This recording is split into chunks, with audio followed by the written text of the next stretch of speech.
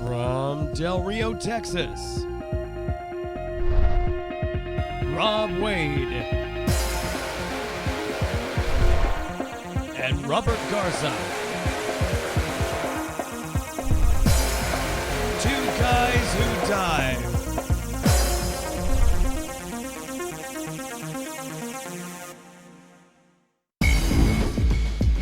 This episode of Two Guys Who Dive, recorded live Saturday, 29 March 2014, episode 98. Noah was all wet.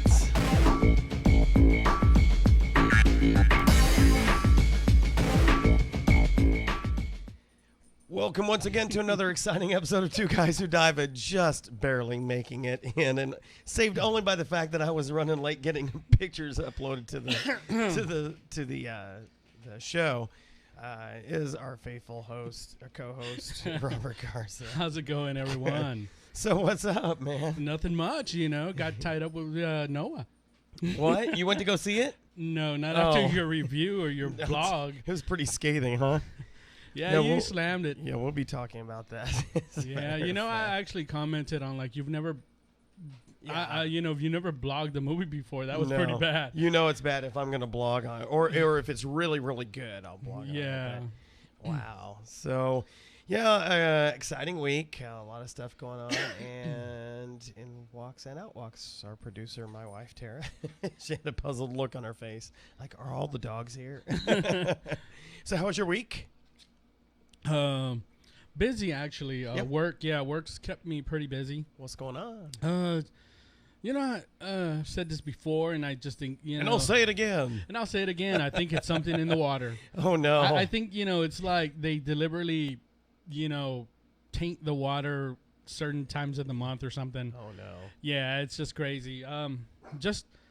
It's been very busy, actually. Just, with incidents and things that just go on. And of course, everybody's back from spring break and all that fun stuff. Right. And I would have thought might have been a little calm, got it out of their system or whatever. Wrong again, silly boy. Sadly mistaken. Yeah, exactly. No, it's just been really, really rough at work. To the point to where my feet were actually hurting. Your feet? Yeah, Are you a beat cop out at the school district? Pretty much, yeah. I was been moving around quite a bit, and just issues and Would you like a tissue? Yeah. On actually yesterday, I got home from work and I literally I need to take a nap. Wow. And it was just one of those days. It was horrible. No kidding. Goodness gracious. I mean, nothing. For those of you that know me, I'm a police officer for the district, and it's nothing bad like that. It's just little small issues that just keep you busy. It's just one right after the other. Do you hit all the campuses or one in particular? That you I'm just assigned to the high school, but we do cover every single campus in the district. So if they need something, they'll call us and we'll go. Okay, cool. Yeah, So, beside the one that is going to take up a little bit of time on the episode this week, did you see any movies? Actually, no. I went to go see Nonstop. Oh, and what did you think? I thought it was okay. It was really pretty entertaining. Except I was kind of like, it was just kind of weird, the way everything kind of unfolded, and then when it was like, I didn't expect to see that. The guy who was actually doing the killing. You're right. I was like, okay. Well, the movie did a good job of kind of leading you down a path to think maybe he's it or maybe she's it. I mean, it was like, okay, well, then maybe not. And then get your focus on another person. Well, maybe not. Get your focus on another person. Well, maybe not. Basically kind of following his thought processes without giving too much away. I really hate it when a movie that's trying to keep you, that's supposed to be a thriller like that, where they make it obvious who it is right off the bat.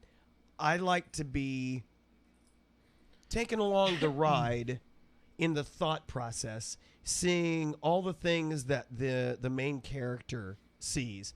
If it makes it more difficult if the character has memories, flashbacks, or other things that are not also given presented to the audience. Yeah. So if you really want me to be invested in solving an issue like this, a challenge like this movie presents nonstop, let me live the entire movie from their perspective. Give me enough of the background information so that I understand the context to which they're thinking. A lot of movies will start to take you down that path, and then they'll do something. They'll show you the main character remembering something or thinking about something or coming to a revelation of something based on their life experience context that you're not privy to. And you're like, oh, well, shoot, if I knew that, I'd have figured that out long ago, right. And then I like Liam Neeson's movies and stuff, but, me too. It's hard for me now to see him outside of The Taken. Yeah, because he was not the greatest of guys in this movie. He in Taken, very flawless. I don't want to say that he being stereotyped, but I see him now, like when I see a movie with him in it, it's kind of like, I will find you and I will kill you.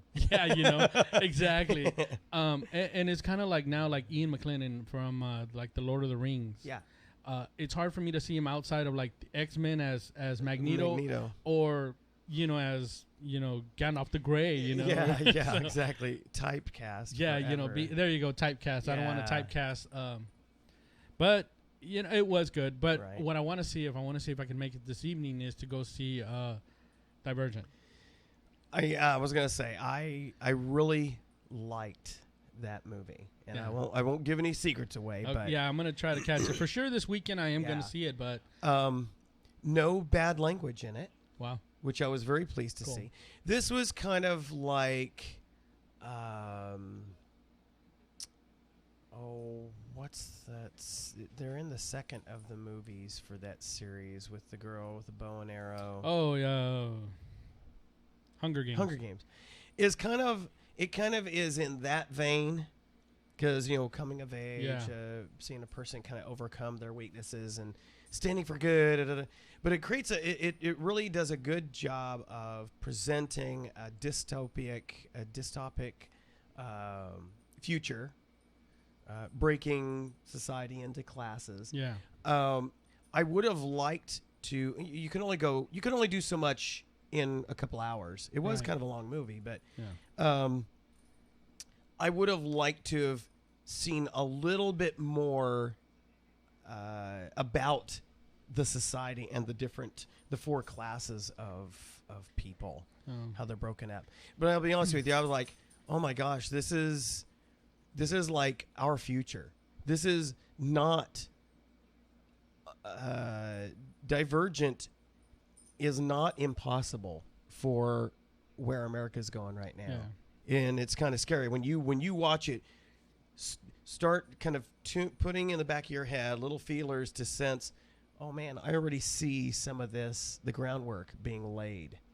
So this is more like what you think society or us as especially as a country. Yeah, could be going. We could go this direction very easily. The way things are going, it creates a different. What's the word I'm looking for? You know how right now we seem to have a lot of political and sociological battles of creating looking at the haves versus the have-nots, the 1%ers versus the 99%ers. Everybody's kind of being broken into groups that people with trying to wrest a hold of or maintain political power are pitting them intentionally, creating that divisional kind of attitude. And this movie shows you the logical extension of where, if we keep going the way we're going, this is not an illogical direction this segregation of society could go. Wow. Yeah, well, I'm looking forward to seeing it, so I'll see. But I'm not an Ashley Judd fan. She's just a wingnut, but and thankfully her part in the movie isn't tremendously huge. Oh, okay. But she does a good job with it. I mean, did you happen to catch the short-lived series that she was in? Which one? I can't. It was so short-lived. I can't remember. It lasted exactly a season. And let me see if I can find the name of the show. But it was a kind of a modern day thriller. She was, the typical, suburban mom. Her son gets taken. It's kind of like Taken. Oh, really? No. Her son gets kidnapped, and then we discover as she starts trying to find out what happened to him. She used to be like FBI or CIA or one of those, and her ex-husband, of course, they were partners in this. So, and she thought he was dead, and the series is her trying to trace down her son. She discovers that her ex-husband along came a spider. Alive. Yeah, exactly. Morgan Freeman comes Let's out. see, Ashley Judd TV series Missing. Oh, That's what it was. As opposed to Taken. Yes, 2012 series. Lasted one season. Wow. Yeah, she would. It basically made me think of her character in that. Oh, wow. It really did. In so many ways. I didn't even know. I didn't even know that she had come out and it did. Like I said, it was an interesting series, but it didn't last long. Oh, wow. And I'm not surprised why. And then she had her short-lived stint where she was thinking about running for office as a senator or something in one of the north. Yeah. Oh, wow. Yeah, that lasted about that long. Most people in the Democrat Party were like, we like having you people give us money to do stuff, but some of the things she was saying was even far out there for some of the establishment Democrats, and so they're like, we'd like for you to not. Well, it's fine. Yeah, you got to learn just to let things flow. Yeah, that's right. Just give us the money and just sit quietly in a corner. Yeah. Thank you for your contributions. That's right. But keep your mouth shut. That's right. Sit down, shut up, and color. Right, exactly. So, but I think you will really enjoy the movie. Again, I'm looking forward to seeing it. Yeah. Like I said, I was gonna try to catch it, but time became an issue last night, and so I was unable to see it. But I hope that one comes out with a director's cut that brings in. Unfortunately, these director's cuts often just have the deleted scenes as separate special feature, rather than. Like the Lord of the Rings, where they added like an extra 2 hours to the movie. Yeah, exactly. It's like let's. I want to see if time was not the issue, the rest of the story you would have liked to add. In fact, depending on what it would cost to do movies this way, I think a really cool idea would be for these filmmakers to go ahead and do the movies full on. Do. Tape or record video, whatever, all the scenes that you want to do with the mindset of this is what's going to go on the Blu-ray disc. Is the special director's cut. It's got the extra 30 minutes that really tells the full story I want to tell, but because the studio wanted me to keep it reasonable, here's the theatrical release version. Yeah, I think you're right. I think like a lot of the movies now, especially nowadays, their story is so massive that they don't get a chance to tell it all within the hour and a half or 2 hours that they're gonna allow for your general movie. That they should already film it in its entirety, and then they'll say, okay, let's go ahead and crop it down. We can afford it, losing this and this and this, but like film it like the entirety, and then that's what you release. I think that would be awesome. See, because they did that to the. I think that's what Dominic had said. I haven't seen it, but like the Lord of the Rings, the uncut DVD saga, says that it takes all day to see them all. Oh, that's amazing! Because the movie in itself goes beyond getting some popcorn, right? Because have your full breakfast, lunch. You got to. When the movie was released, the Lord of the Rings, like for example, they were already long to begin with, even at the movies. It was a long movie.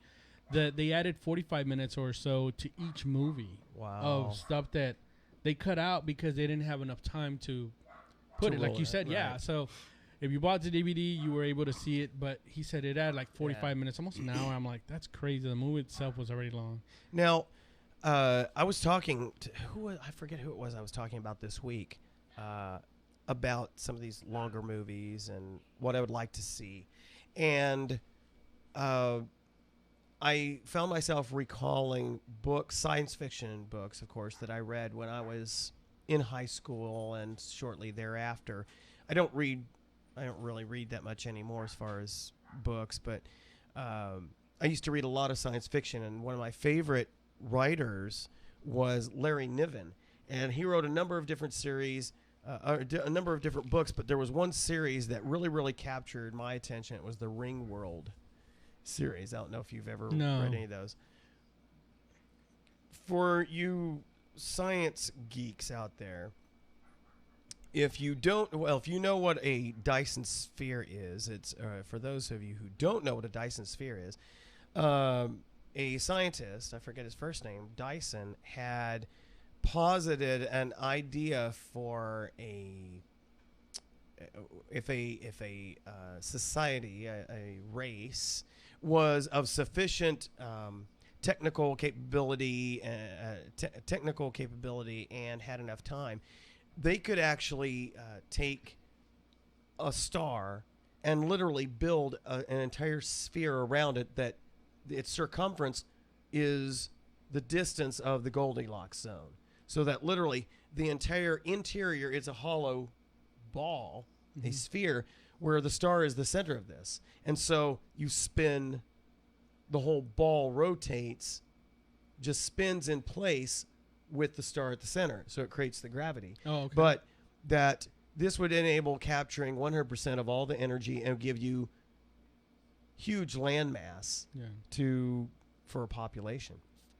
Well, Larry Niven's books, Ringworld, takes that and trims it down a bit with the idea of, well, what if you couldn't do the whole sphere thing, but in the Goldilocks zone, like where the Earth is in orbit around the sun, you had a ring where the land masses, etc., literally lined the ring. And so, like this represented the ring, and at the very center was the sun.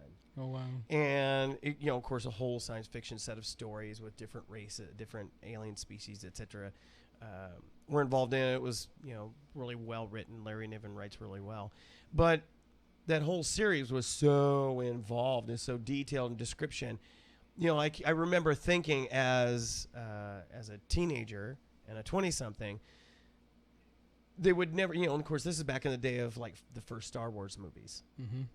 I'm thinking, it'd be great to do a movie like about this, but there's just no way they could do it. It's so huge, so massive, there would be no way they have the cinematic capability to do it. Well, now they could.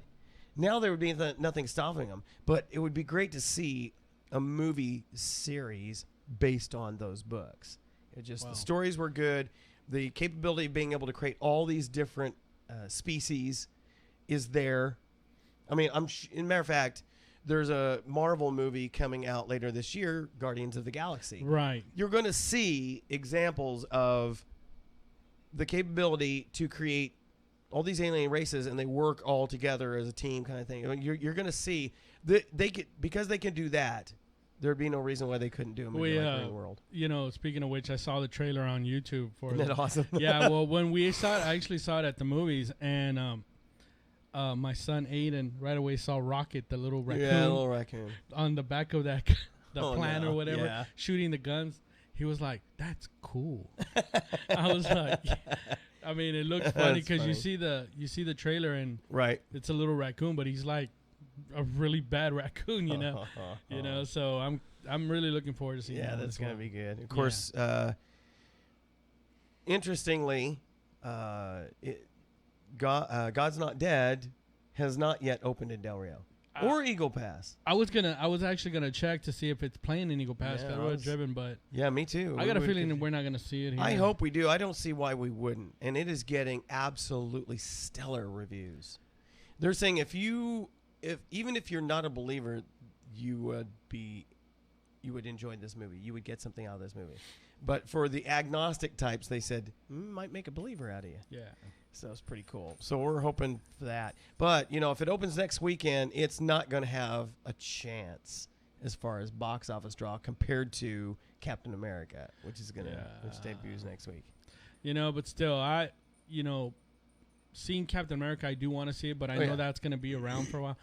I think I'd go see the other one. If I had a choice, if I only could see one movie in the weekend, which is typically our case because we're so busy, I would go see God's Not Dead first. Yeah, definitely. Yeah.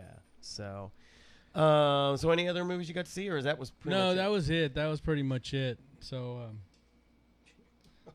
this dog is filthy. Goes out there and rolls in the dirt.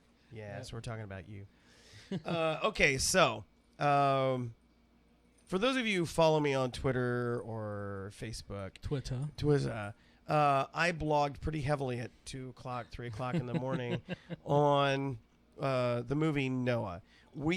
If you watched our first episode for the year, you saw our movie picks. Troy was here as well, and so we all three shared movies that we were looking forward to this year.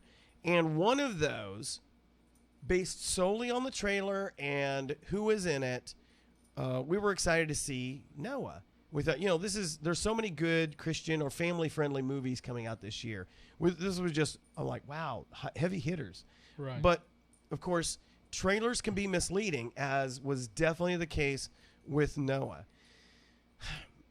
Noah was supposed to be, and is still sort of advertised as being based on the biblical story in the Old Testament, in Genesis, of Noah and the ark.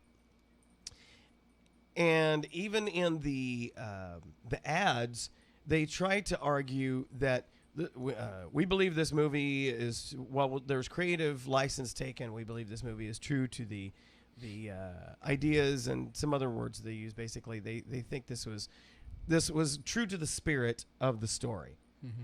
In no way, shape, or form is it true to it.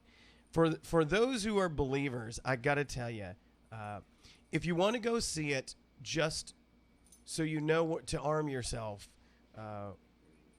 with the necessary weapons to combat those who will come at you after seeing it. Fine, do that. But be prepared. This movie only shares the name of the main character, the fact there's an ark, and the fact that and the three sons. But that is where the similarities to the story of Noah end. There are so many things that are a total divergence from anything scriptural, and really does fly in the face of Christian and Jewish belief. It's just amazing. We went with Troy and another friend of ours, Tom Jones, and his son. It was pretty much a guys' night out because the girls were like, they'd all heard the bad news about the movie, and they all were staying home, and that's fine. Mm-hmm. But we were going with the aspect of we wanted to at least give it a fair shot, because sometimes people will get all up in arms about the silliest details about something. Oh, it's like the argument over baptism by sprinkling versus baptism by immersion. Immersion, yeah. That's not an issue worth debating over. It's not what gets you into heaven. Exactly. So that's really not an important thing to debate over. But there are people that get their panties in a wad all over that, yeah. And they will make you an enemy just over that. So we went with the attitude of, okay, let's give it a fair shot. We already know there's things that are going to be very much creative license. We were not prepared. Matter of fact, we spent the movie most of the time just kind of watching. You'd see a scene, and you go. We'd look at each other and start laughing. Wow. Because it was so preposterously stupid, poorly written, and unfortunately, despite our expectations from Russell Crowe, from Jennifer Connelly, Emma Watson, Anthony Hopkins, their skill couldn't rescue the bad writing of this movie. I'm like, there's only so much drama and seriousness and investment in a character you can bring when the dialogue is cheap and the storyline is cheap. Rock creatures. Yeah, I saw that. I was like, and I was reading that to Sandy when I was reading your blog, and I was kind of like telling her about it, and she was like, really? And I was like, yeah, he says there's rock creatures and they speak. And she was like... And they help build the Ark. And they fight off the hordes of people trying to get on the Ark. I'm like, where in any way, shape, or form is that found in Genesis? No. I got into a Twitter debate with some folks on there, and one person asked a fair question, and mostly it was because I think they had only partial understanding of the Old Testament. He was asking if the Nephilim are there, and the actual word he's looking for was Nephilim, which is a term describing the offspring between the fallen angels and human beings. So their offspring, their progeny, were called the Nephilim, and they were the giants. Basically, Goliath is descendant from the Nephilim, and so they were in the scripture in Genesis it refers to them. They were the giants, the men of renown. In other words, they towered over everybody and dominated. So. News alert. Oh, more people. Oh, that's tragedy. The mudslide. They found more people. Yeah. Well, the death toll is rising from that. That is tragic. And so I kind of corrected him. I said, well, no, these rock creatures are not the Nephilim. They sort of tried to allude that they were also fallen angels, and they called them something else, and watchers, and they were. Because they were trying to help people, God turned them into rock creatures, or the Creator turned them into rock creatures. Now, see, throughout the movie, God is never actually heard, nor is his name uttered.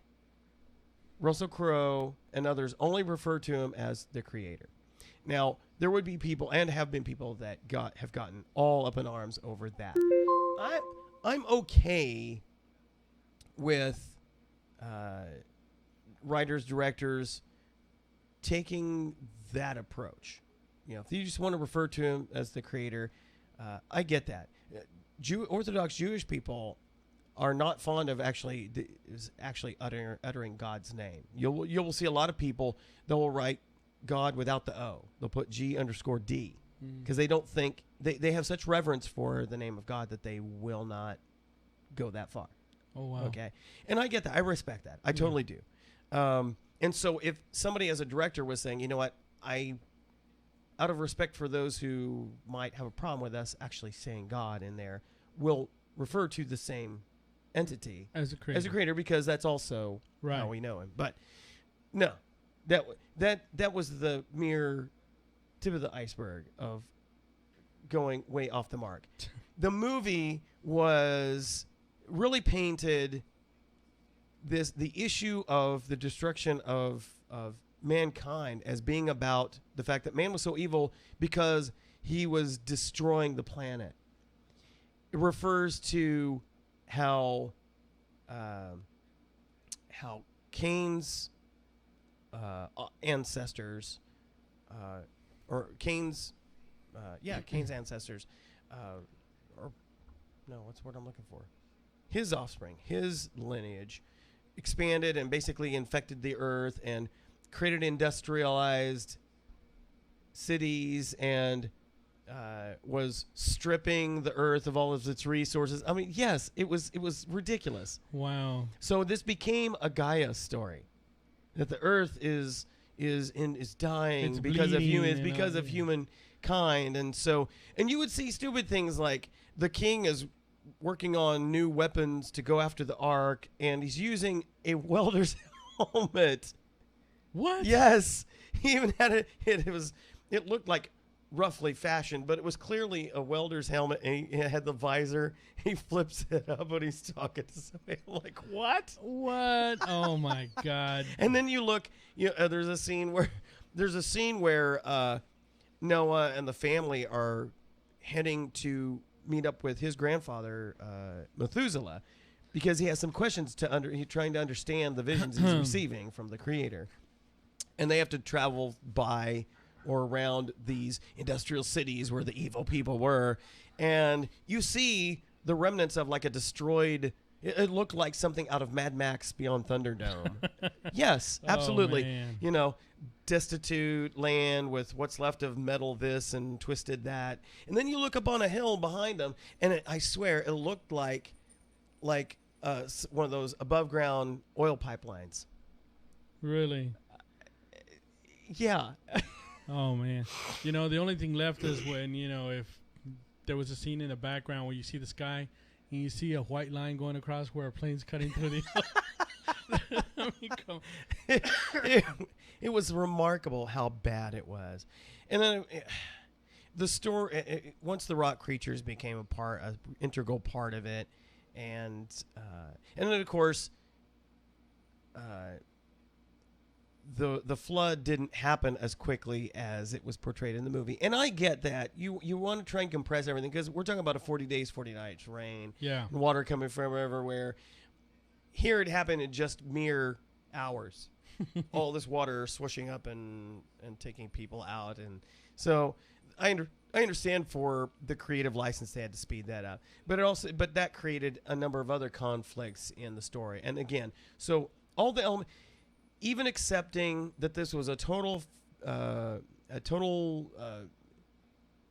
reimagining of Scripture, total reimagining of it, strictly for entertainment purposes, it was as far from Scripture as the new Total Recall was from the original. Oh, wow. That's wildly different. And so even given, if you just take it on that face value, the inconsistencies of the storytelling and the timeline of what was going on didn't make sense at all. I mean, evidently women can get pregnant instantly and give birth in mere weeks. Yeah, that's the way that it came across in here. Wow. So it was the whole movie, the poor writing, the challenge to acting. You got to a point where you hated Noah. You absolutely hate Noah by the end of this movie. So I was just... So obviously I started tweeting like crazy, and I had to do a blog post and share that. So if you're interested in more in-depth analysis about it, and you're invited to read my blog. Just check me out on Facebook and follow the links. You'll see my blog. It was just amazing. Yeah, it's pretty lengthy, so run some tea or run a coffee. Bath. Yeah, and go ahead and look it up. Very detailed, I gotta honestly say. Pretty much what you just described, but it's a little more in depth. But right, yeah, when I read it, I was really. I was like, okay. Yikes. I really was one of the ones saying, I want to see it. Yeah. In fact, I was the one who told you about it. Yeah. Hey, they're going to make the movie Noah and all that. And we looked it up, and it looked great. Like, wow, okay, cool. The trailer does not prepare you. Yeah. Those were the best parts of the movie, is the trailer. Purely because those are the parts that you're expecting, and it's great to see it visualized. And that's the big draw on a movie like this. If you're going to do a movie based on a book, or certainly the religious tome known as the Bible, the reason why your obvious target audience would go see it is to see how faithful to the original writings, the book, or in this case the Bible, that you were, and how you visualized it. Because when we read a book, one of the goals of the author, you hope, is that they're writing enough descriptive narrative to paint the picture in your head. It doesn't get so detailed that removes your imagination, but gives you enough detail that your imagination fills in the fills in the blanks. Right. And so when we're always curious to see how somebody visualizes. Just like I was talking about the Ringworld, the Right. Ringworld books. I would be absolutely mesmerized and very, very curious to see how a director and a screenplay writer visualized what I have in my head from those books. You know, Elysium. yeah, exactly. You know? Well, that was kind of a Ringworld thing. I haven't seen it, but that's kind of a Ringworld. I saw that. concept, I think they're gonna show it on DirecTV or something. Probably. I saw some of the previews for it. Yeah. But I was kind of curious because it's like weird because he got hurt, he got exposed to radiation, Matt Damon. Yeah. And then he turns into like a half robot. He's got to get up to Elysium so they can fix Right. him. And, Right. And just it though I couldn't help but get the feeling of like you ever seen that movie District 9? District 9. Yes. You know, supposedly it's like It's done by the same director, right? Yeah, something like that. But it looks just like when he's down on Earth, on Earth. Yeah. That's what it looked like. You know, where they had all a bunch. They went cheap and used the same sets. Yeah, pretty much. I think. You know, that's what I saw like in the background, and Right. it looked like that, and they got to get up, you know, to the spaceship or whatever the space station. Yeah. But I just saw it just right now, just a little while ago before coming over here, and I was Right. like, well, I had really paid attention to it. Right. But I don't know. I guess if it's showing for free on TV, maybe I'll catch it. Yeah. But I wasn't gonna rent it. Exactly. Not gonna spend money on it. All right. So next weekend we have. Hopefully we'll have God's Not Dead, and then if not, we'll definitely have Captain America. Captain America. That looks really good. The more trailers that they put out there, the more interesting it looks. I know. Obviously, trailers can be misleading. That's be true, careful. but Marvel one's just has pretty consistent. Stan Lee's doing good. I tell you, if anybody has properly positioned their franchise to cross over into the movie realm and now into the U.S. Postal Service, have you seen the commercial? No. Now Stan Lee has the Amazing Spider-Man delivering packages for the U.S. Postal Service. And matter of fact, as Spider-Man's doing his thing and they're talking about the U.S. Postal Service, you see Spider-Man hand the package to this guy, and then you look up and it's Stan Lee. He goes, "That's amazing." Oh, wow. Yeah, he's coming out everywhere. It's cool that you see him in every movie. You know he's what? got a small little cameo in every movie. I don't think anybody, maybe somebody's asked him this, if they have, I haven't seen the response, but I can't help but think that he's taking his cue from Alfred Hitchcock, who used to do that too. He would, of course, he had the Alfred Hitchcock hour, and he always had these little cute little vignettes that make you go, you just kind of shake your head because they're very dry British humor. Yeah. But he would often show up in his movies in little background scenes going on, like a hotel lobby. He'd be sitting there. I forget which movie. It might be The Birds, or it might be North by Northwest, South by South, whatever it is.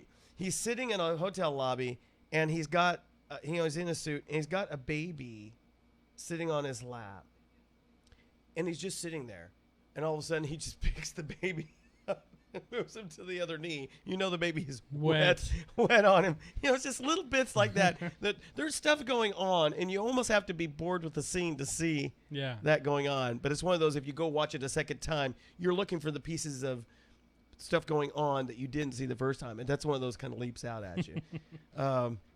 So yeah, Stan Lee's cameos are very obvious. But it's always good to it's good that he can kind of laugh at himself in these shows. So that's going to be interesting. So I doubt that we'll be disappointed with Captain America, the Winter Soldier. I'm sure. Okay, real quick, man, we're just really eating up time here.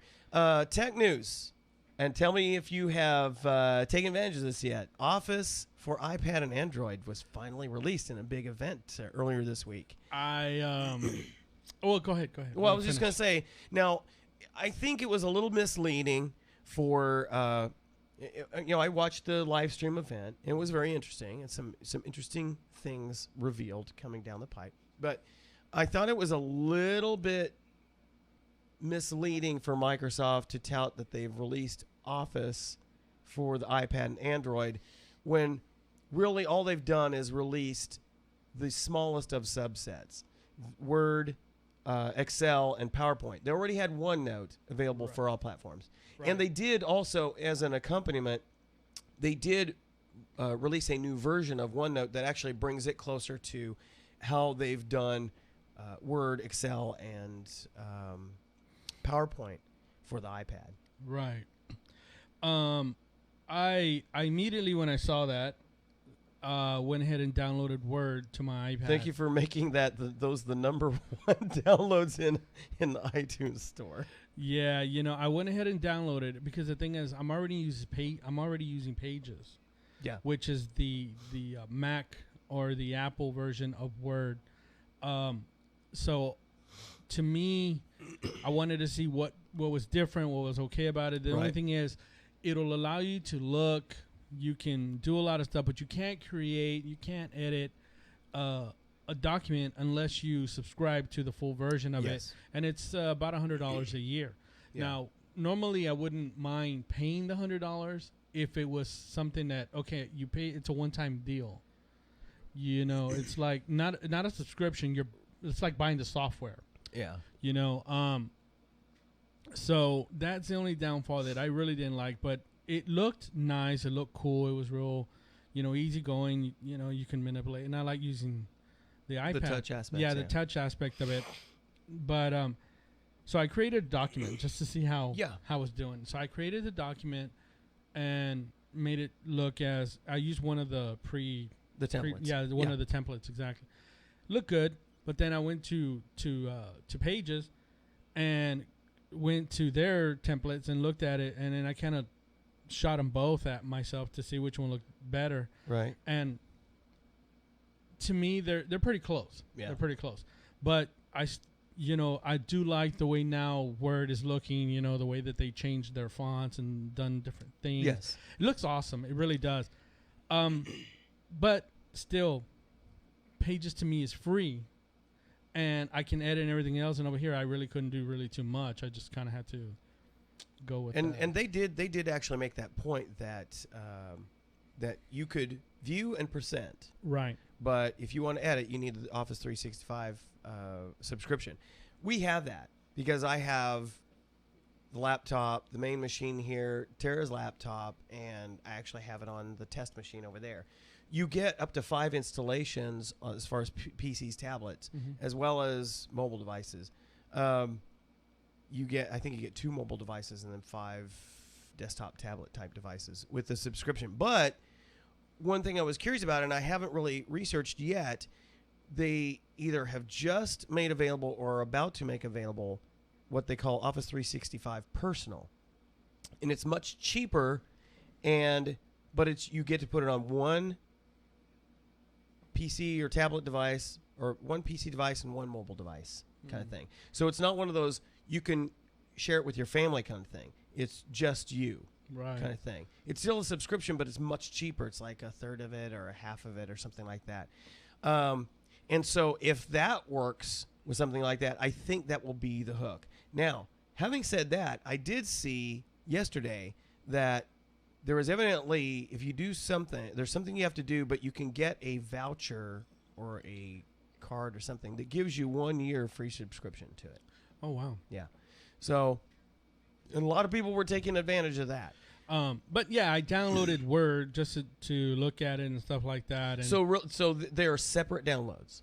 Yeah, all 3 of them are separate. You have Word, Excel, and the PowerPoint. Interesting. And those are the 3 that they just released for the iPad. Yeah, the iPad and actually the iPhone.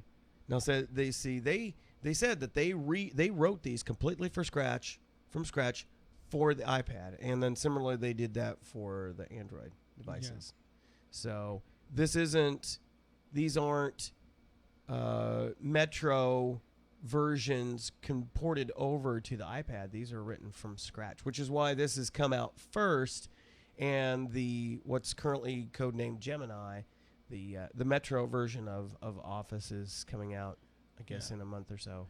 But a lot of the tech sites and stuff like that have been actually commenting that what's his name, Nabila or Nabila now? Satya Nutella, something like Nutella. that. Nutella. There you go, Nutella. Yeah. That he,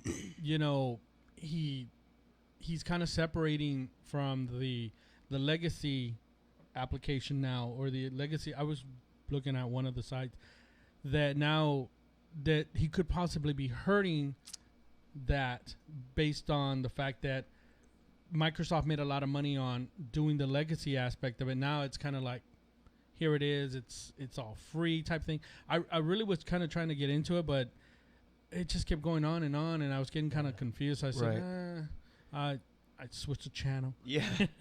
But anyway, to me, I think it's good. I think a lot of it is going like that. And a lot of the analysts are also saying that he should try to break the deal with Nokia and all of that. Break the deal? Yeah. That would be a huge mistake at this point. He should squash it, because that there's no point in going down that road. It was really neat. I got to forward you the link so that you can actually see it. But it went on and on. To me, since a lot of these applications, if you buy the device, I think it should be free. I mean, I got my iPhone 5, and if you bought that, then they had changed it when iOS 7 came out. And they said, okay, great. You buy this device with iOS 7, we're going to throw in the pages, the keynote, and the numbers, which is your Word, Excel, and PowerPoint, for free. So the minute I got the phone, I was able to download that to my iPad and everything else. So I've been kind of playing with it. Like I said, I've done, I had to do an invoice for some training that I do for one of the law enforcement agencies in Eagle Pass. And I actually use that. I just created the invoice for my iPad, and I emailed it to them, and then it was pretty cool.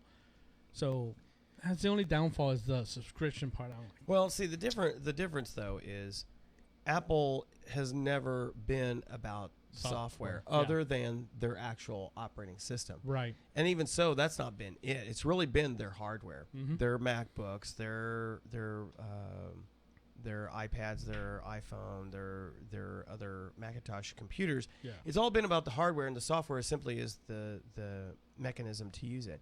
Whereas Microsoft has typically been about the software. Right. That is their. Now, it's only in this last couple of years they've shifted to the devices and services realm. So they're trying to grab into the hardware aspect of it, but without being as exclusive as Apple was, because they own cradle to grave for it. Right. So, but the mindset behind the devices piece of Microsoft's change is largely about, we want to show OEMs who typically take the cheap way out, lowballing everything and want the cheapest specs.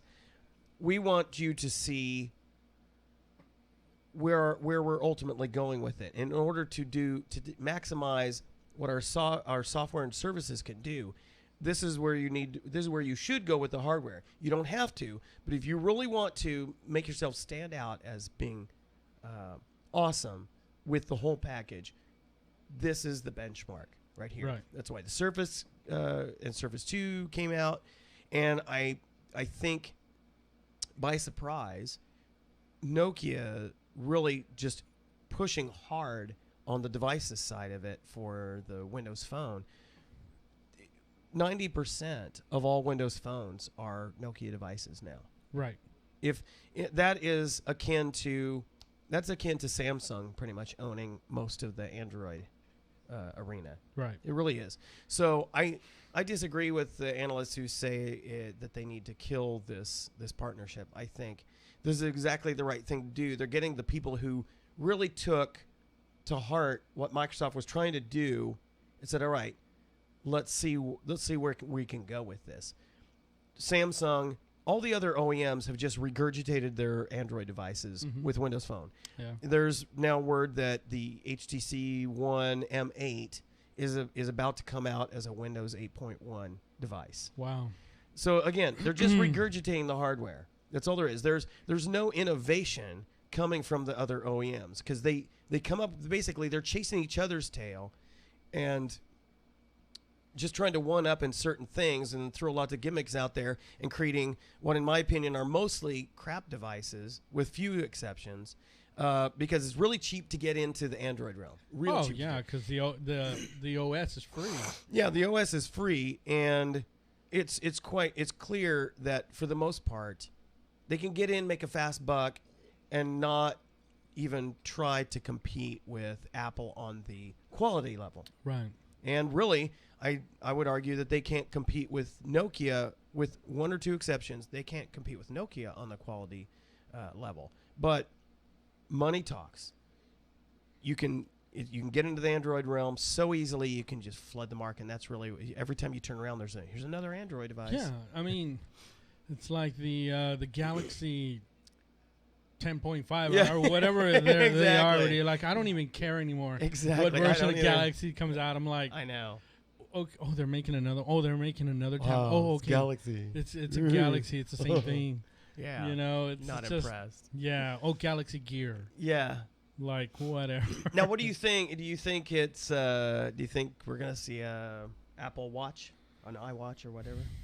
I think this year at least. You know, honestly, I think I want to say that Samsung beat them to it with the. Oh, clearly they did. You know, now if they come out with something, I'm a huge Apple fan and everything else, but would I go and buy gear like that? Probably not. Yeah. Because to me, it's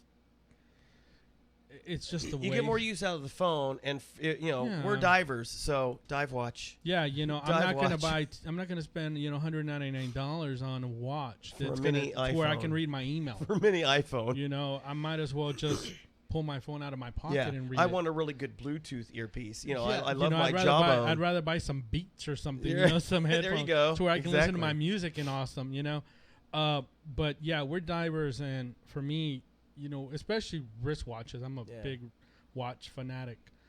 Usually they have to be.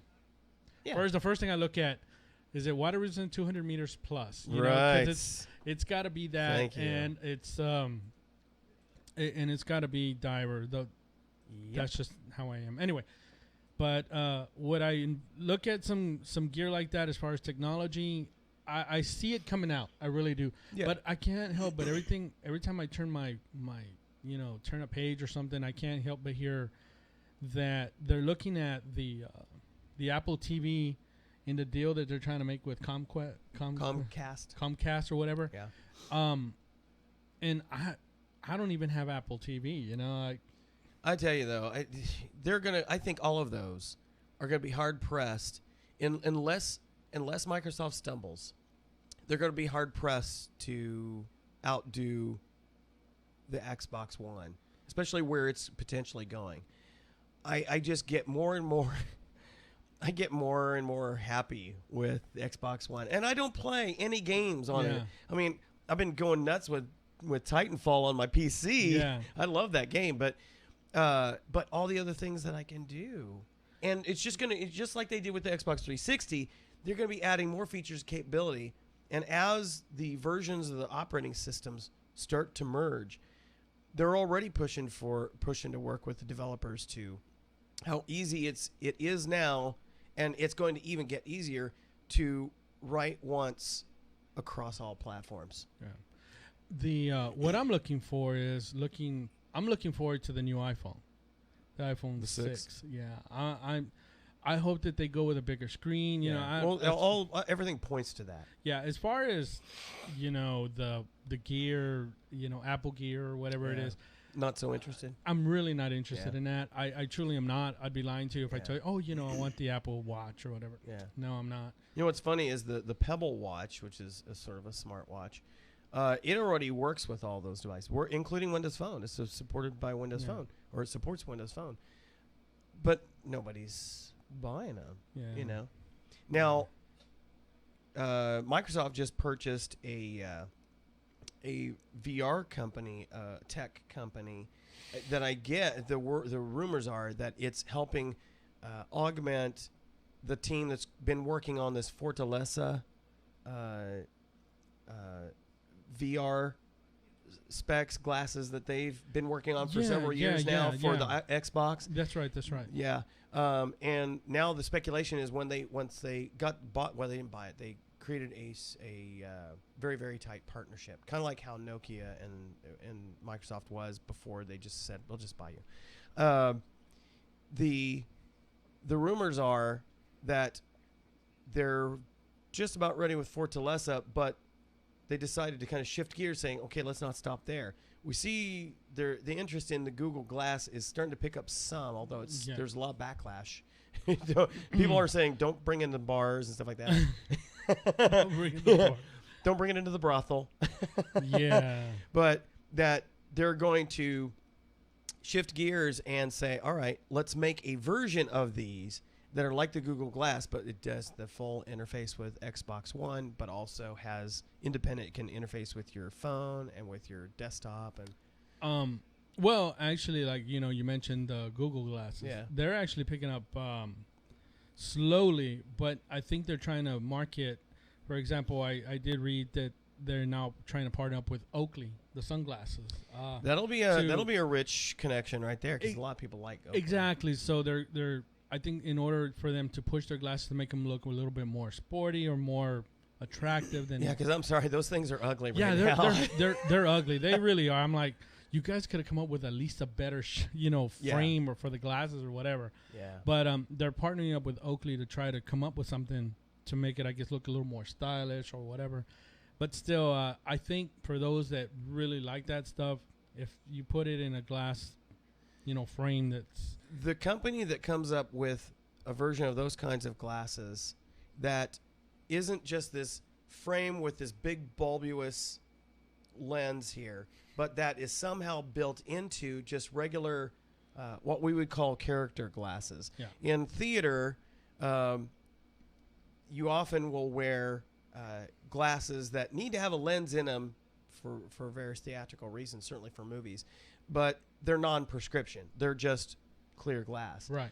But you can make them so stylish. And if the first company that comes up with a set of those that's very stylish, that's just regular character glasses, but doesn't have all these big connections to them, and can display what you need to in a way that doesn't obstruct your vision, I think those are going to be the ones that will take it beyond the novelty stage that I think Google Glass still represents, and actually bring it into the mainstream. Because you'll look fashionable, and you would not necessarily be able to tell as a casual observer that somebody's wearing some specialized glasses. You just look like you're wearing regular glasses or regular sunglasses. Well, like if Google or Apple or whoever's going to make glasses, make them in the style of your Wicked glasses. Oh, man. I'd wear them. Oh, no kidding. Yeah, I'm telling you, if they had... Yeah, baby. If they look like that, yes, I would wear them. I'd be all over them, like white on rice. Yeah, that'd be it. But then they you mentioned they have these weird things here on the side. Yeah, they're squared looking. I feel like you're going to be going. It's weighing me down on that side. They're square looking. Yep. They just look kind of. I mean, I guess for a prototype, I could say they look like that, exactly. But don't sell them like that. Yeah, exactly. So we'll see. I mean, like everything else.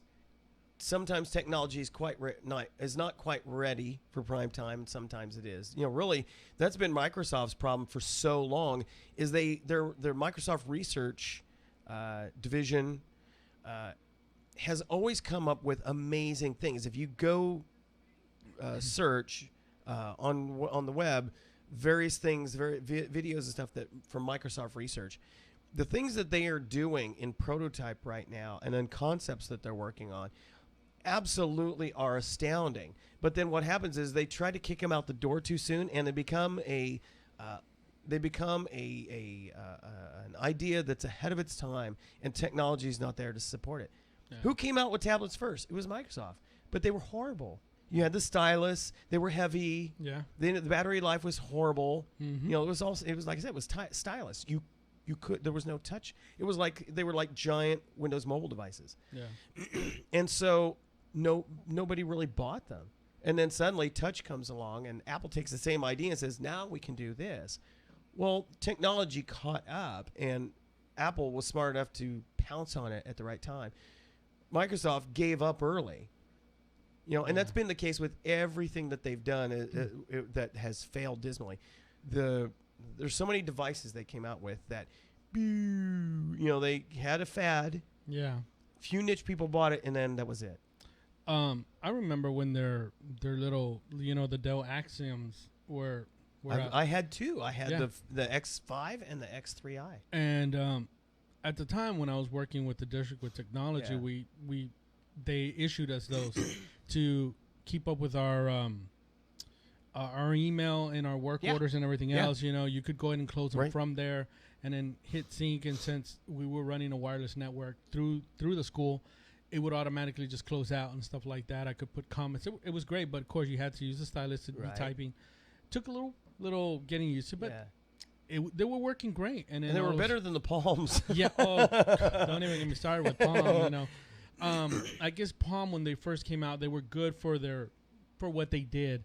I remember setting up a whole slew of those things for the school district because they invested in a program.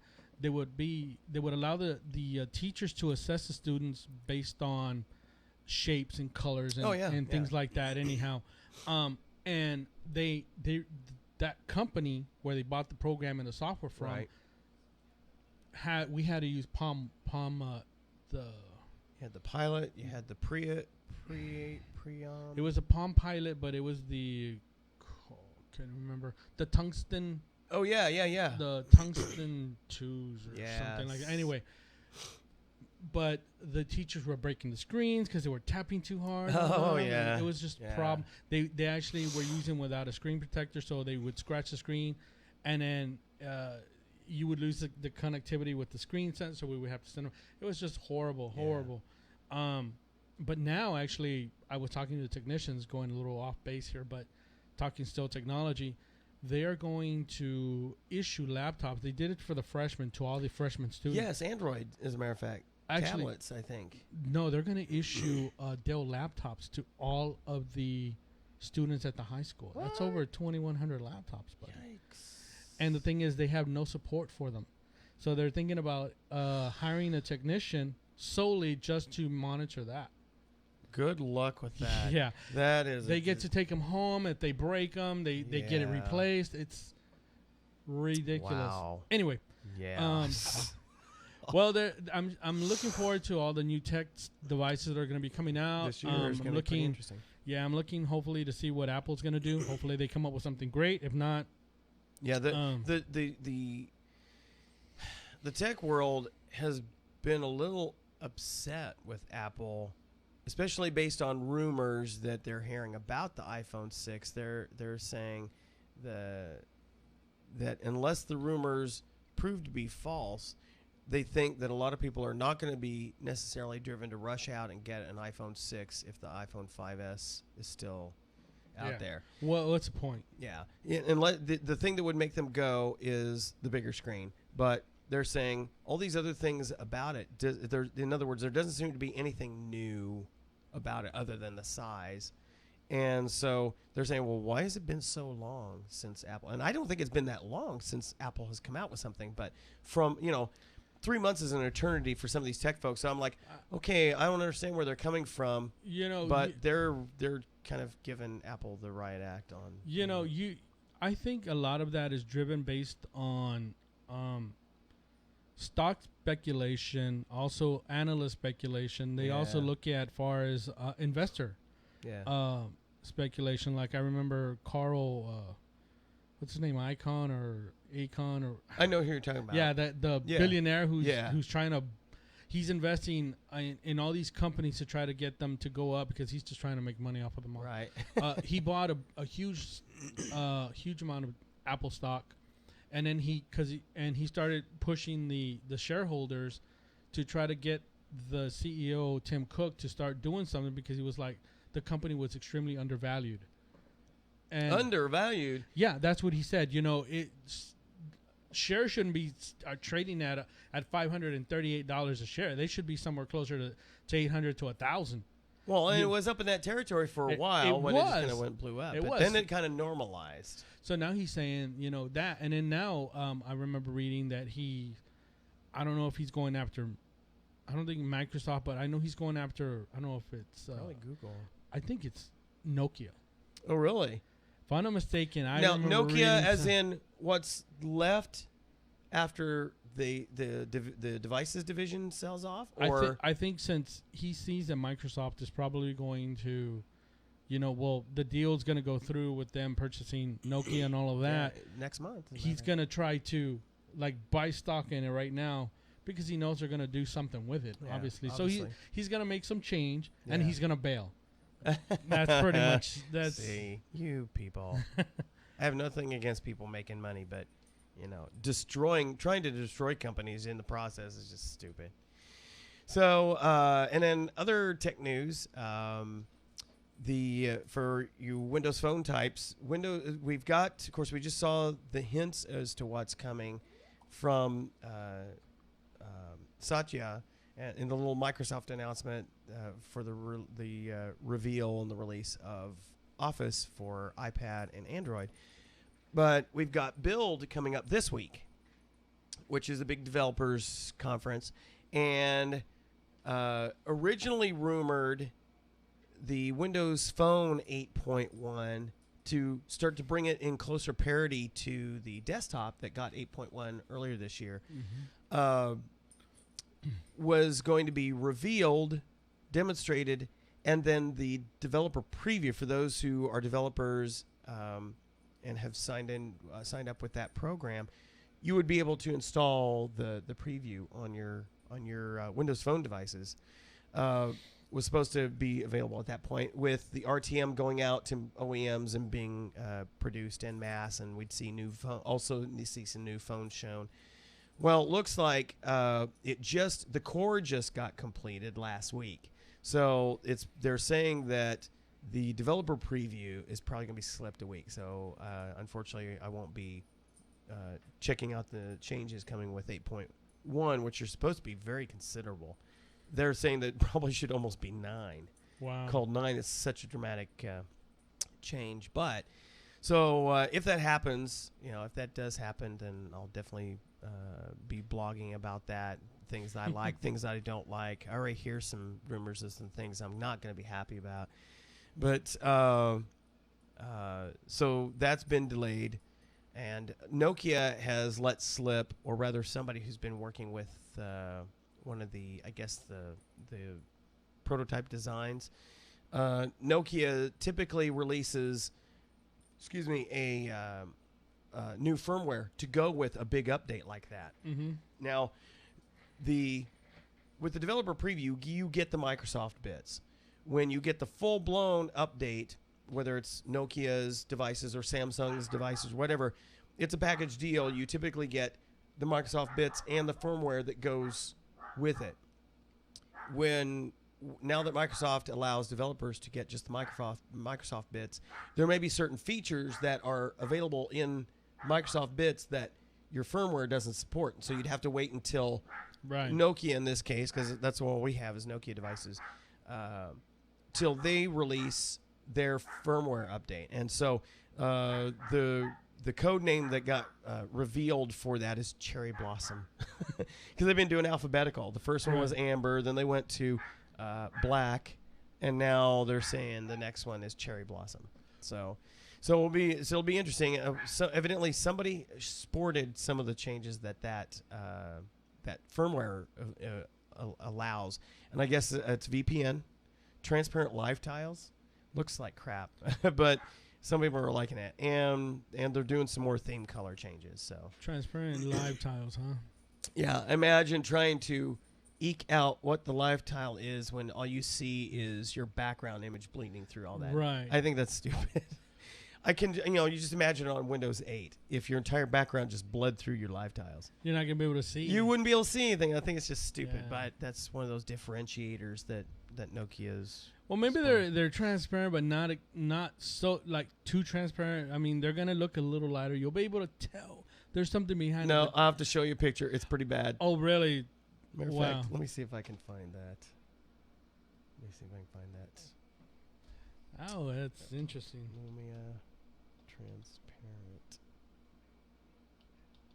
live tiles. Let's just see if this got one of the pictures. Somebody got a screenshot or something.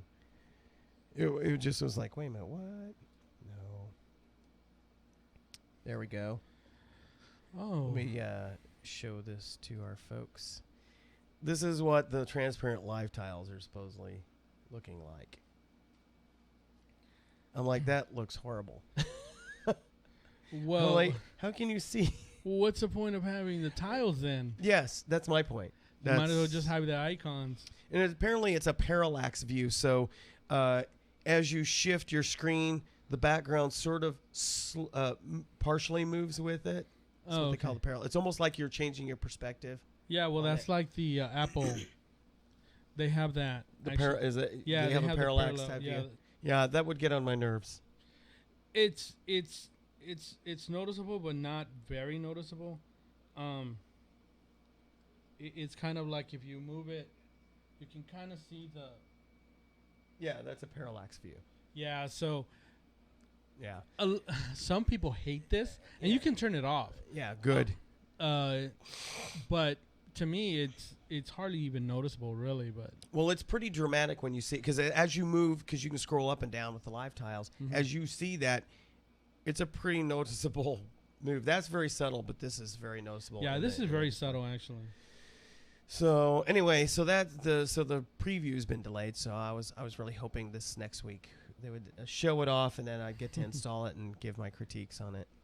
Yeah. One last bit of tech news. One of the things I've been using lately a lot that somebody else turned me on to, who's an Android user, was a program called TeamViewer.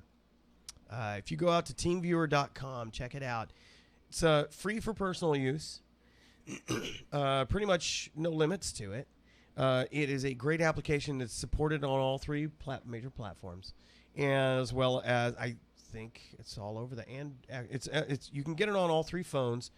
And I think it's on all three desktop / tablet. Oh wow! You know, I've Macintosh stuff, Apple stuff, Microsoft stuff, and Google stuff, and it's very easy to use. It's very cool.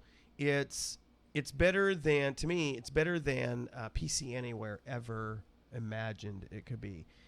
It's very easy to help somebody. So if you have somebody who's stuck, needs some assistance on their computer, you can direct them to go to TeamViewer.com. They can install the software, and then they just text you or tell you the special code for their machine, and you can have it, and they can have it set up to where it just randomly changes every time the program runs. It gives a different code, so if you remember it, you can't hit it the next time.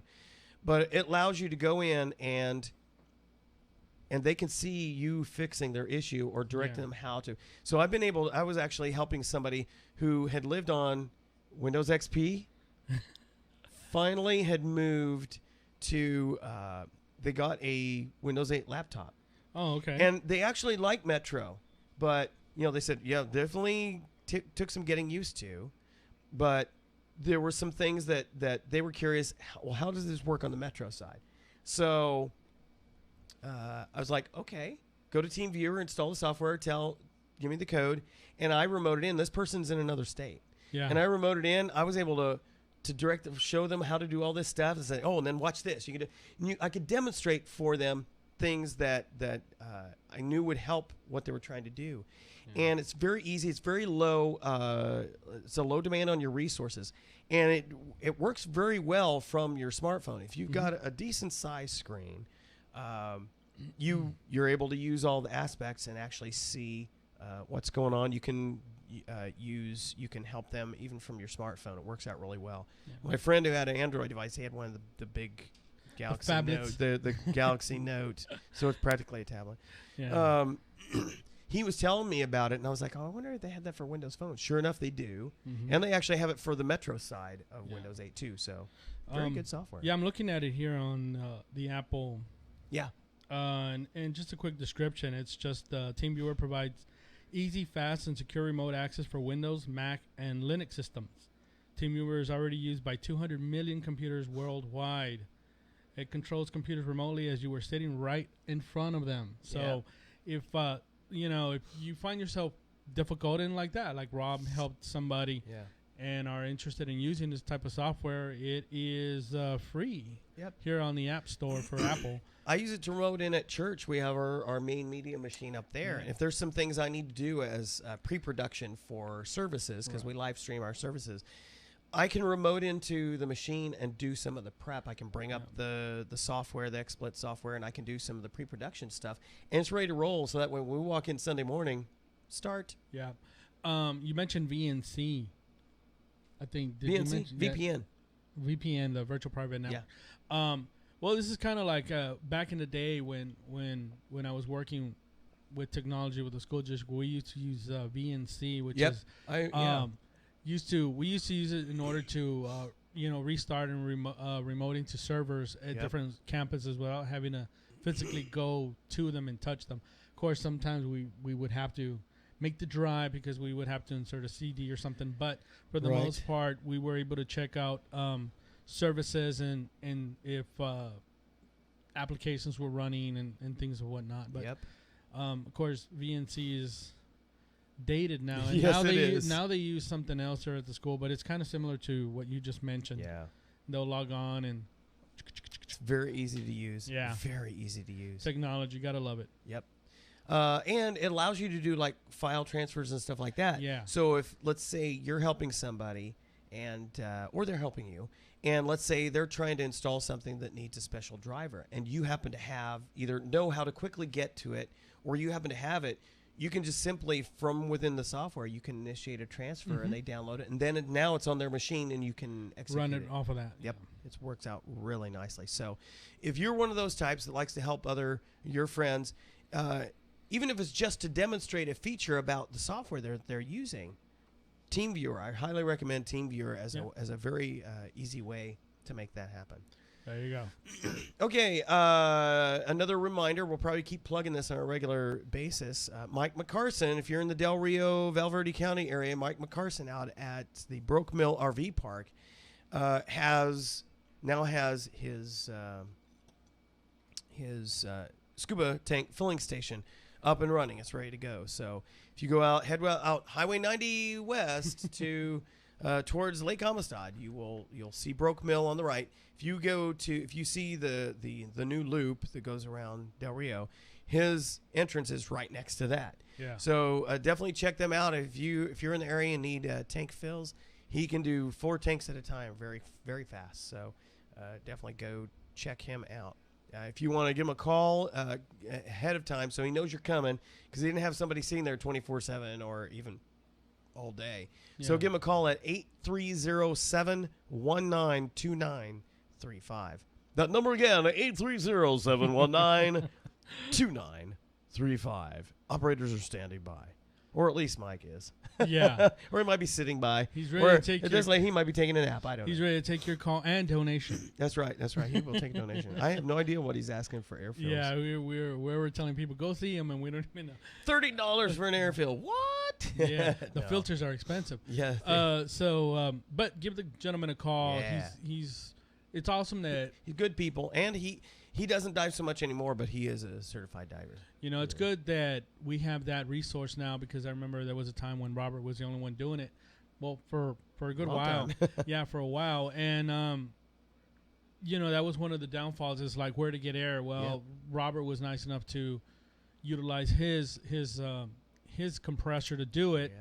Yeah. But this gentleman has a full cascade system, and that's what it's designed for. I thought you were going to say he's got a full casket. I'm like, what? No, cascade system, and it's actually designed for that purpose. Absolutely. So, yeah. Absolutely. For people who are starting to gear up for maybe Dive Master, or you just want to understand, there you go, or you just want kind of a refresher on understanding the gas laws and how they apply, how they're pertinent to scuba diving, there's a website that I like to refer to people to. There's many out there, but this one was one of the earliest ones I found that really is kind of lays it out pretty obviously, and it's ScubaTechPhilippines.com. So if you check that out, they've got it all laid out right here: advanced diving skills, the physics of diving, the gas laws.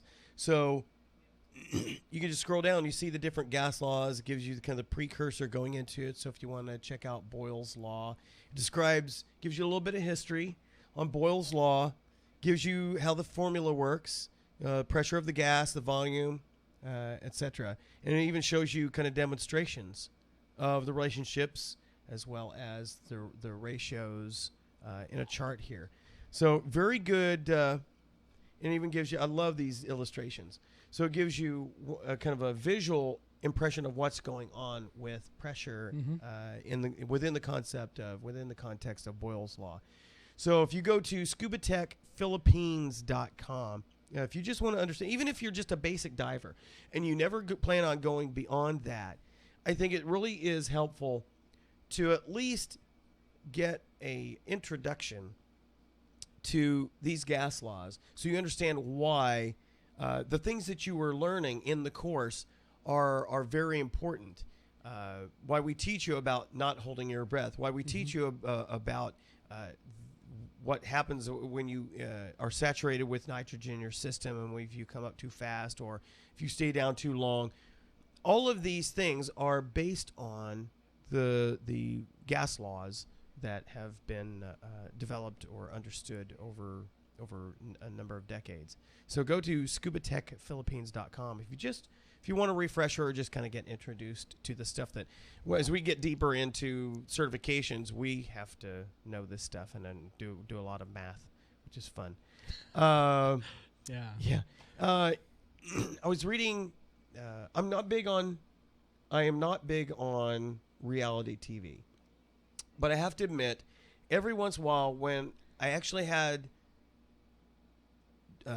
downtime, like in an afternoon, I would catch like the rebroadcast on the Discovery Channel. They have this series that's now getting ready to go into its 10th season. I didn't realize it had been on that long. The Deadliest Catch. Yeah. It's pretty interesting. It's not for the faint of heart.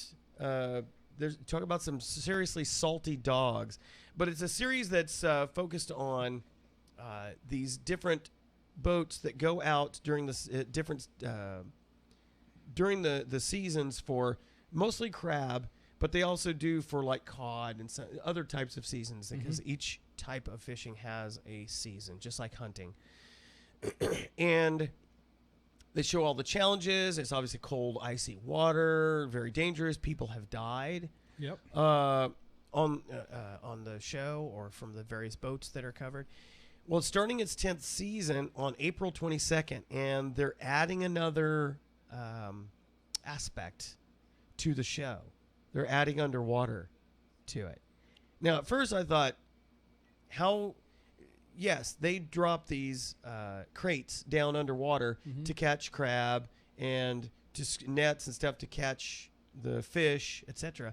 But what's the underwater aspect? Well, I guess now what they did for this new season is they've got divers like 25 feet or so underneath the boats, and they're seeing like they're filming such things as when they get cables all fouled up and they can't pull up the.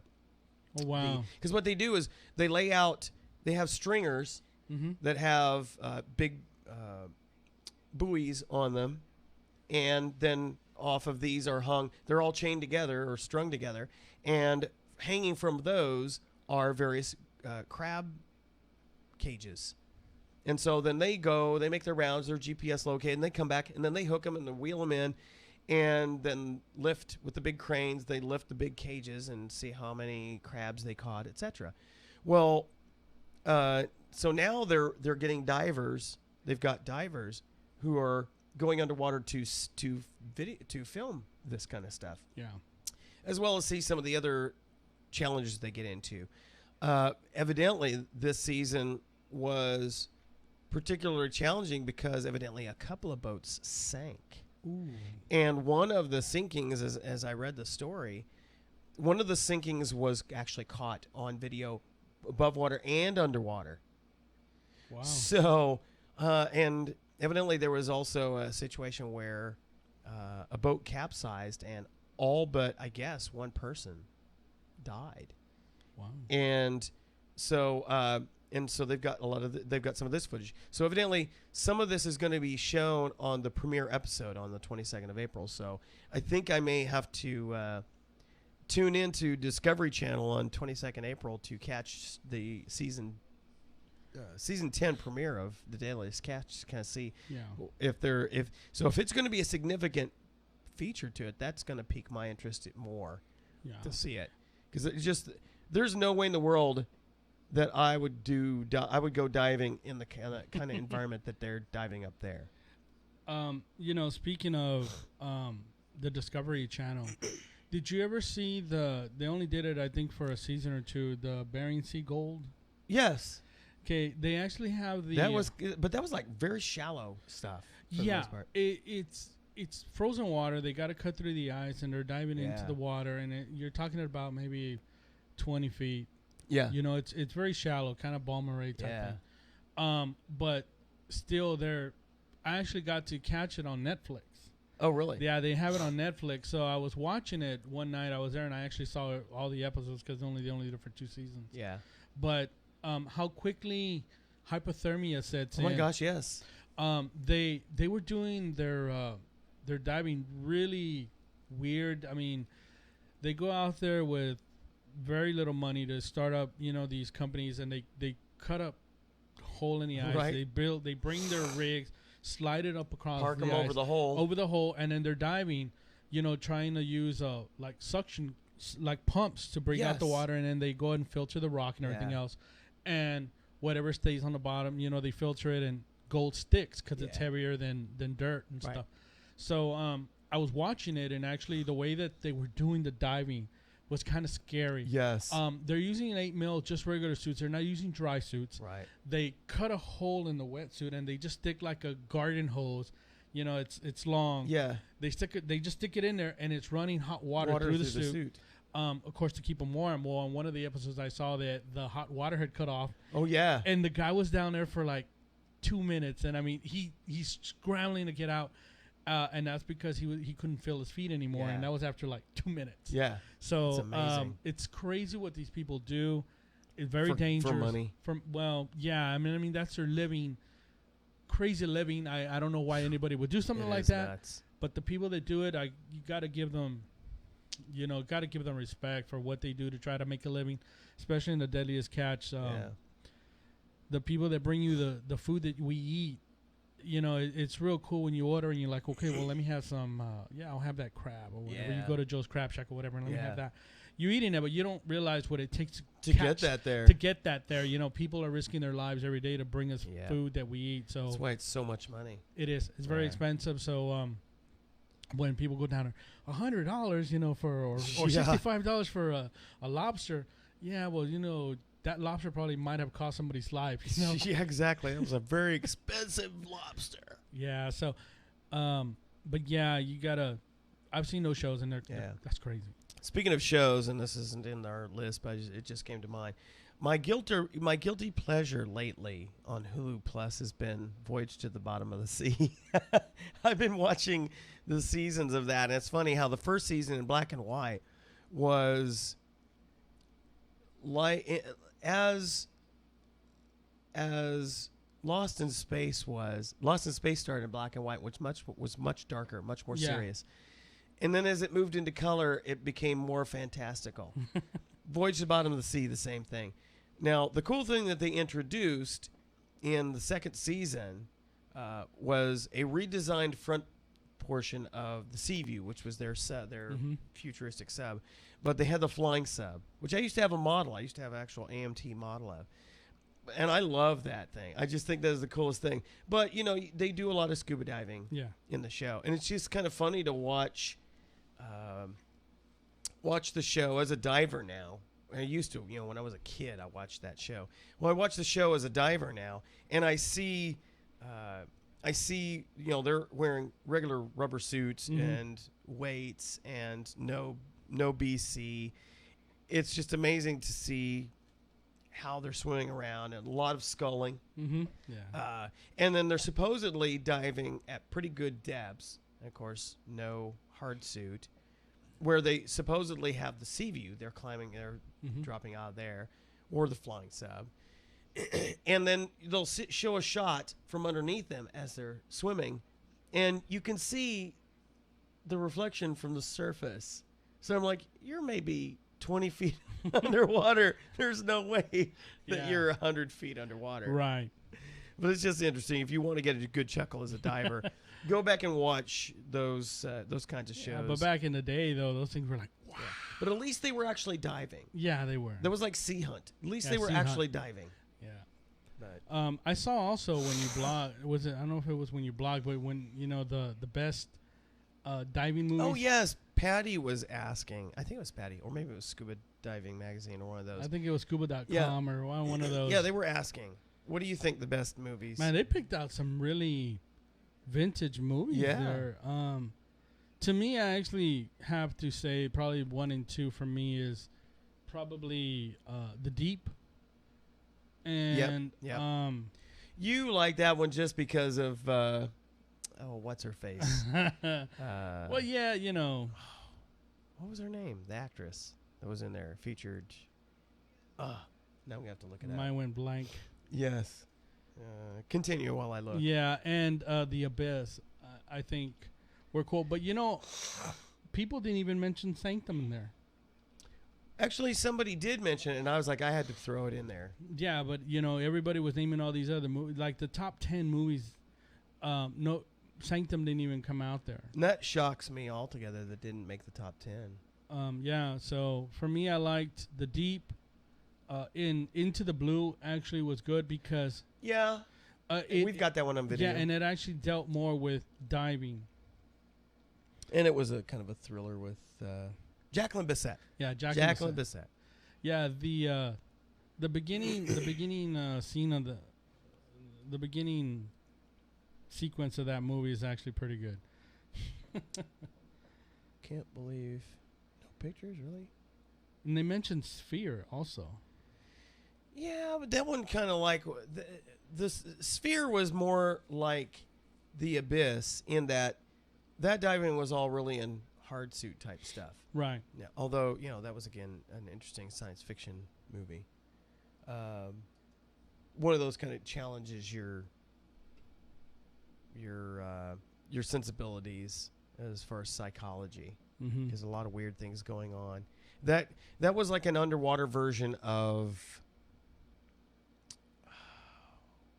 I'm drawing a blank now.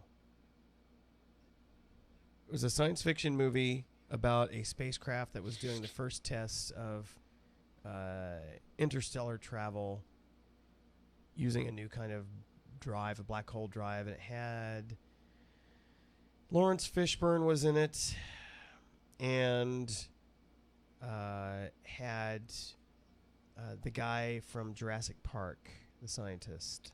Oh, you're talking about the Event Horizon. Yes. Yeah. The Sphere was like that underwater. Yeah. That's what that really was. Yeah. It really messed with your head, psychology type stuff. I actually really liked that movie, Event Horizon. It's, I liked it. Yeah, it was interesting enough. It's pretty good. Yeah, that was another one of those based on a book kind of thing. But let's see. Speaking of interesting stuff underwater, last thing we have on the list here is I was, how if you use Bing for your search engine, there is a, matter of fact, I can demonstrate it here. If you use Bing for your search engine, they put a little bar on the bottom to try and draw you into some of their little stories that are trending. Mm-hmm. And a couple of days ago, I happened to notice a picture of an underwater room, like a resort room. Uh-huh. I thought, well, let me check this out because I'm always intrigued by that kind of thing. Could never afford to because most of those are extremely expensive. But I thought, well, I always find them interesting. What was the concept? Yeah. And so came across the exclusive underwater room at Pemba Island, Zanzibar, at the Manta Resort. And I've got a couple of pictures here. Here's some shots. I mean, this thing is like kind of out there, out in a shallow reef system away from the main island. But it's just a little bungalow type thing. But so it's got the upper deck. You can actually go up on the upper deck. You see somebody sitting up there and sunbathe and stuff like that. And then there's a regular room at sea level. But then there is a room that's underwater. Here's the lower right corner here of the screen. You see somebody sleeping, and they got basically this big window that they're looking at, and you can see a trumpet fish there. Let me switch screens. Here's another view of the interior of that room. Now, it's obviously not very spacious. No. And if you're claustrophobic, I can imagine you freaking out a bit, but I think that would be so incredibly cool. Mm-hmm. I'm like, I don't even dare look at how much it would cost to stay there. But I'm thinking, okay, so what is it? You get a boat that takes you out there? Because if you look at these previous pictures, it's anchored by 4 cables. So if you get a bad storm, you're the SS Minnow. Pretty much. But and it does, obviously it has electricity. Yeah, because there's lights. Because they've got lights and everything there. Yeah. But I'm wondering how is it powered? Is there solar or a cable or something? Looking to see if they've got any other pictures here. They've got a video.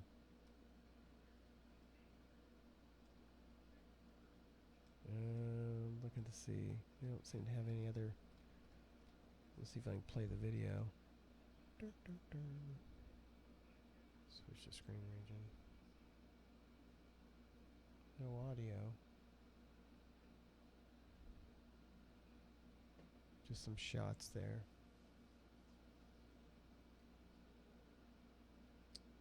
I mean, that's a beautiful area. Very. Somebody's walking out on the deck. That was probably taken with one of those little quadrotors. It's pretty close to shore. It's just there. That looks like it's a bit outside of swimming distance, though, if you got in trouble. That's a long swim. Well, I'd have my gear.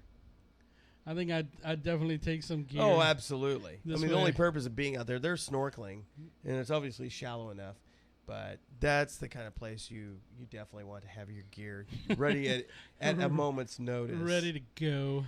Now, and one other thing, I was trolling to look at some examples of dive accidents and found a very interesting one that I think bears commenting on because of all the things that went wrong. Fortunately, it didn't appear to have ended in somebody's death, but let me switch screen regions here.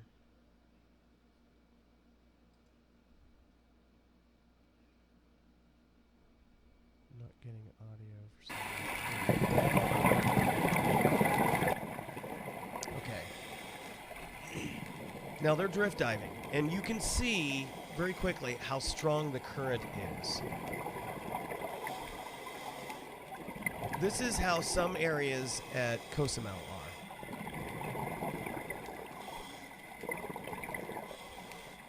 Now listen throughout this to the guy's breathing that's taking the video.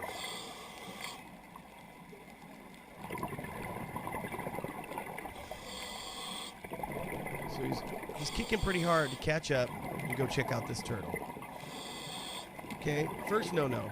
Don't touch the flippin' turtle. I was waiting for the turtle to turn around and like take his finger off. He's grabbing the coral. Again, don't grab the coral, people.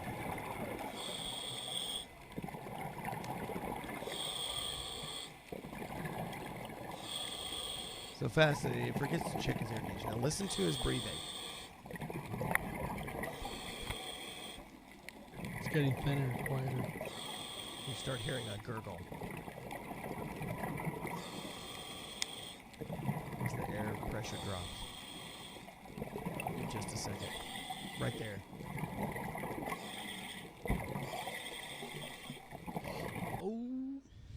Yes, I'm sure it does because your pressure in your tank is now close to equal to the pressure outside. So again, he's away from his dive buddy. So now he's running out of air, and so he's kicking hard even though he's going with the current. So try and reach them.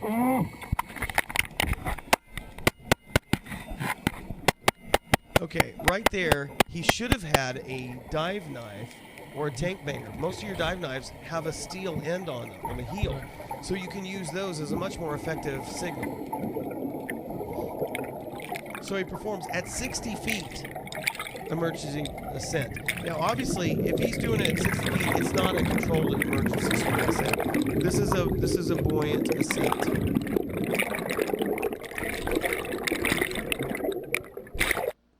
So see how quickly he got to 60. He's got from 60 feet to the surface. Yep.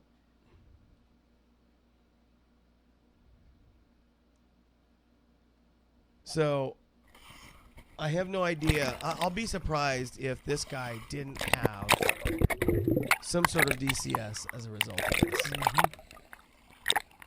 So he's 500 meters from shore. He's looking for his boat. The boat they were diving from. And there's the boat. So guess what he's not carrying with him? Signal device. Any kind of signal device. So he takes his mask off, which you shouldn't do when you're on the surface and you're not within reach of your boat. You should keep a regulator handy. Now, fortunately, the water looks fairly calm here, but still.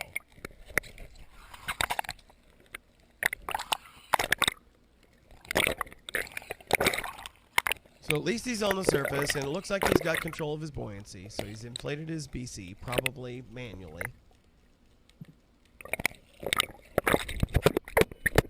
So now he's, again, using his camera to signal, try and signal the other divers.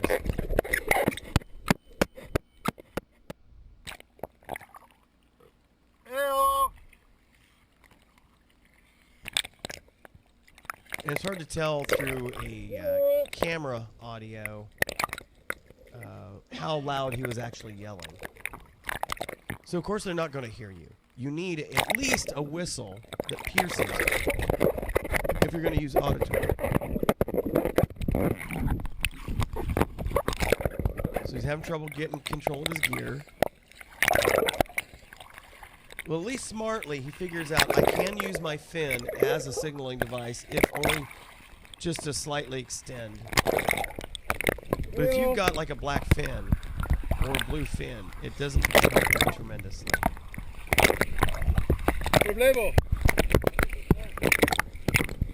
So fortunately, he actually was able to signal a different boat, who then is able to get hold of his boat. Contact his boat.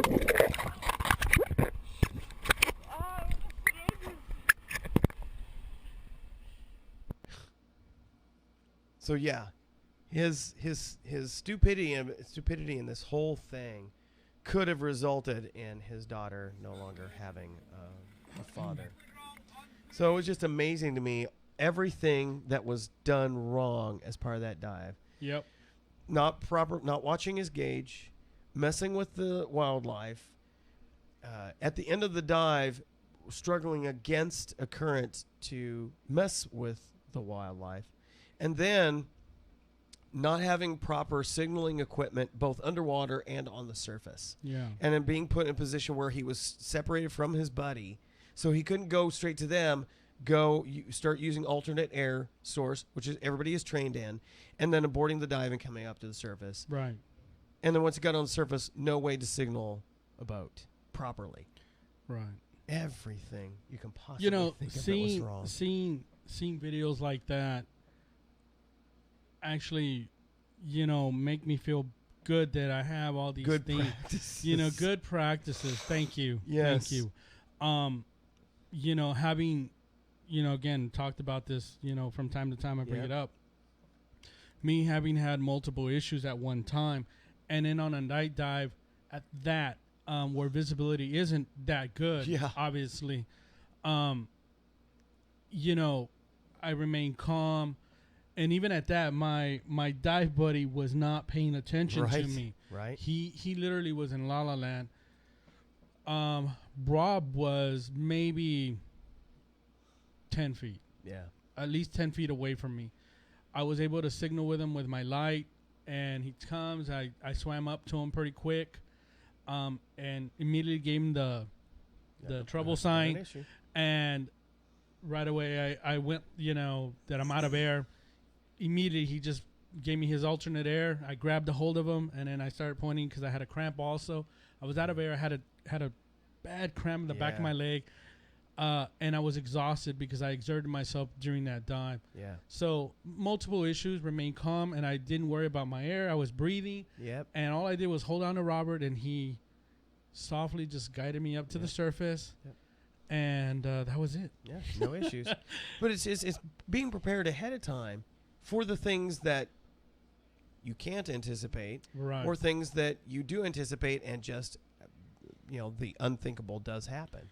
He could have, let's say this guy in this video had he was watching his air, but the cardinal sin was you don't mess with the wildlife. And what if the turtle had turned around, snapped, and grabbed a hold of his hose? Oh, yeah. And cut into it. So there's all your air escaping. Okay, so now that's not something you could have anticipated as far as the quality of your gear. You could have anticipated and understanding one of our rules is you don't mess with the wildlife, but suddenly you are in a low or out of air situation. Where's your dive buddy? What's your backup procedure? Right. Now see, if he had a spare air, he could have done at least a series from 60 feet. You actually, on a spare air, a regular 3 cubic foot spare air, you could have gone all the way to the surface. You could get all the way to the surface, and if you remain calm, you can get your stop. You can get your safety stop. Mm-hmm. I've done it. I practice with mine all the time. So wow, yeah. But seeing videos like that is good. A good reminder to make sure that you always, adhere to good practices. Absolutely. Make sure that you have your equipment's good. You and your dive buddy are at least in communication and visible with each other, and that you have the proper signal equipment. Yep. At least the whistle. Yeah, no kidding. I mean, the thing can strap onto your BC. It looked like it was a pretty cloudy day, so a mirror, which I also carry, probably wouldn't have done very well, but I always carry the signal sausage. Mm-hmm. And now I have two. I have the yellow one and I have the orange one, so I can actually make it very obvious. Whatever the weather, we could signal very easily. Yeah, which is something that I need to kind of invest in, but it's well I do carry the other devices. Yeah, so exactly. So let's go ahead and hit some administrivia. Okay, next Del Rio Dive Club meeting is 17 April at 7 p.m. at Rudy's Restaurant. We do have dive classes scheduled 24th through the 27th of April, 22nd through the 25th of May, 26th through the 29th of June, 24th through the 27th of July, August 28th through the 31st, and September 25th through the 29th. And again, we'd like to reinforce your knowledge and awareness that airfills can be had at the Broke Mill RV Park out on Highway 90 West. Call 830-719-2935. And also a little extra in here. If you happen to be in the Del Rio area, this next weekend, we have this big event called Street Beat, which is a contemporary Christian band event at the amphitheater out at Moore Park. That's right. The contemporary Christian band that I'm a part of, Living Water Sound, is one of the bands featured there. We actually have, it's not just bands. Sometimes it will often have like rap artists, Christian rap artists. And so you'll see a number of different styles within the contemporary Christian music arena represented there. And then also we will have a sort of a subset, a mini version of that. That's on the 5th, Saturday the 5th. Luckily, our band goes on early enough in the evening that we'll be able to make the podcast, of course. But also Friday night in front of Walmart here. Oh, cool. We'll be doing something there. So if you happen to be shopping, stop by, say hi. So we're on at 9-ish on Friday night, and we're on at 5-ish on Saturday. Cool. So So if you're in the Del Rio area and you want to check out some really talented groups, some local, some from way across the country, coming through here on tours and stuff like that, definitely encourage you to check that out. Go out to the local Walmart here in Del Rio Friday evening, starting around, I think, 6 o'clock. And then Saturday out at the amphitheater by out close to Moore Park. Check that out. There'll probably be booths for food and all sorts of stuff. And cool. Great music. So check that out. If you would like to, get a hold of us, you can. That's not what I want to go. Emma's trivia.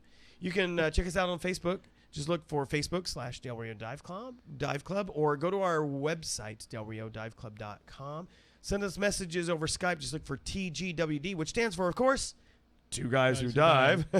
And of course, if you want to follow ScubaBob on the Twitter, check him out at rsgarza435, or send him an email, rsgarza821@yahoo. Now, I gotta warn you, my Twitter page is not as exciting as Robert, but it might be safer. But I do. Yeah, please come on. Yeah, he does. He does do stuff out there. And of course, you can follow me on Twitter. Just look for @RobertCFP, which stands for Ceti Fox Productions, and or send me an email, robert.wade@cetifox.net. Ceti Fox. Ceti Fox. So hopefully, if all goes well with the event next weekend, we're typically scheduled for an hour. Now, because it's a live event with artists from all over, everywhere. Yeah, you never know what kind of technical aspects or issues you might run into that might cause a delay. Mm-hmm. But again, we're only scheduled for an hour, so if we actually go on at 5, we'll be done by 6. Might push to 6:30 or even 7, but shouldn't have any issues. But I'll definitely be texting out on the Twitter and the Facebook. If you follow us, then you'll get that information. I'll let folks know if we happen to be running late, but we'll definitely have the show, because we definitely have to talk about movies and stuff like that. Yeah, cool stuff. Cool stuff. So, you got anything else you want to share? That's it. Yeah. So, listen, we hope you all have an awesome week this next week. Yes. As the temperatures start to slowly warm back up out of the ice age. And as we start getting closer to diving season here in Del Rio, Texas, looking forward to getting out there again. We will see you next week on another exciting episode of Two Guys Who Dive. See ya.